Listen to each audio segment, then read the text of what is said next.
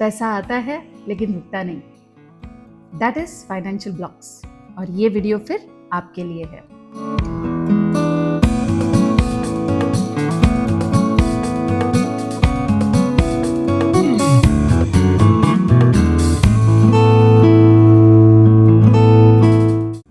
कैसे समझे कि आपको फाइनेंशियल ब्लॉक्स का प्रॉब्लम है?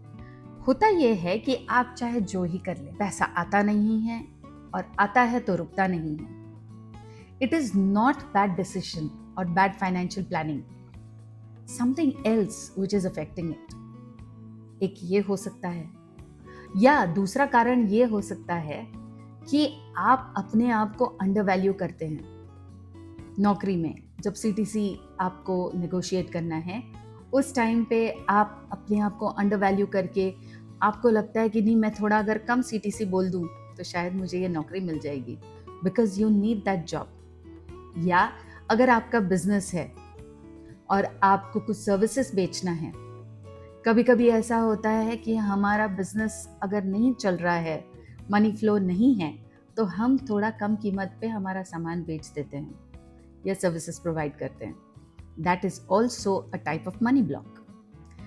आपके घर में, आपके फैमिली में कई लोग ऐसे हैं जो इस तरीके के फाइनेंशियल स्ट्रगल्स से गुजर रहे हैं।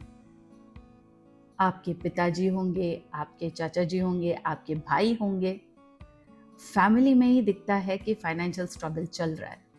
सब इक्वली क्वालिफाइड, सबके पास पैसा होना चाहिए आइडियली, लेकिन होता नहीं है। वो एक और साइन है फाइनेंशियल ब्लॉक का। आपको अपने बैंक अकाउंट की तरफ देखने के लिए भी बहुत डर लगता है, क्योंकि आपको हमेशा मालूम है उसमें पैसा कम है। डर लगता है। एक और कारण ये होता है कि आपको डर लगता है कि अगर मैं बहुत ज़्यादा सक्सेसफुल हो जाऊं तो फिर क्या होगा? क्या मेरे रिलेटिव्स मुझसे पैसे मांगेंगे?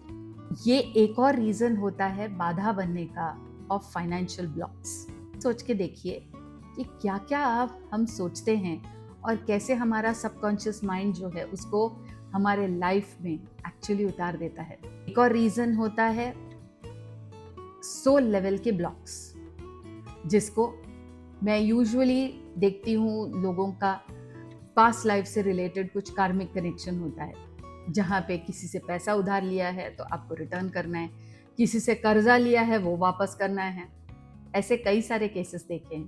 या एक बहुत इंपॉर्टेंट रीजन देखा है मैंने for financial blocks, and that is हम घर के अंदर सामान जो है वो बाहर नहीं निकालते जो अनयूज्ड है, या कभी सामान जस्ट पड़ा हुआ है कि ये फिर कभी काम आ जाएगा इसीलिए रहने दो, उसे क्लटर कहते हैं। जब हम उसे डीक्लटर नहीं करते घर को, तो उन जगहों पर नेगेटिव एनर्जीज जमा हो जाती हैं। नेगेटिव एनर्जीज जमा होने की वजह से क्या होता है? पॉजिटिव एनर्जी आ ही नहीं सकती। ये एक और रीजन होता है फाइनेंशियल ब्लॉक्स का। सो ये अलग अलग रीजंस है। इनमें से आपके कौन से रीजंस है पता करिए एंड मुझे कमेंट्स में लिखकर भेजिए।